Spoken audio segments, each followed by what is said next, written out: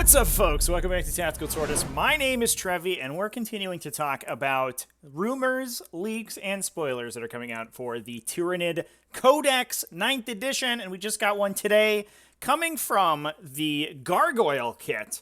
We see an updated profile in the assembly instruction guide reference sheet that they include. We talked about some of these for the big monsters previously. We saw Exocrines and Horospexes and Hive Tyrants all receiving enormous stat buffs, and now we have one for Gargoyles. Now, most of these stats aren't too exciting, so I'm not going to be talking about it too much. This is going to be a pretty short video.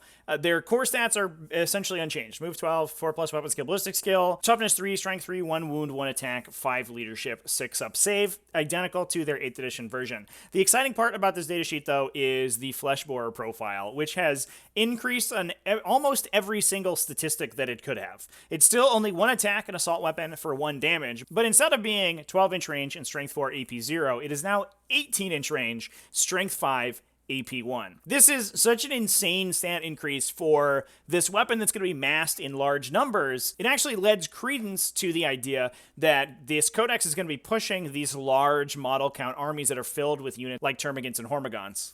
We talked about it previously with the revealed combat patrol for Tyranids, including 30 Termagants in it, which was sort of a ridiculously large number and may be heralding a move from the faction focusing more on the characters and the beasts and the big monsters to focusing more on the light infantry and the horde mode stuff. Now, in and of itself, at the stage that 40k is in currently, a Strength 5 AP1 weapon, while it's very impressive, isn't super exciting. That said, this is a weapon that's going to be on models that are probably, 6 to 7 points, and you're going to be able to take in enormous numbers. I also have to imagine that there's going to be a lot of stratagem and special rule support for this Fleshborer profile. I imagine that there's a universe where the single-bot annihilation stratagem to double shoot your Tyranid units moves from being any infantry to being potentially Fleshborer armed infantry, Gantz only, something like that.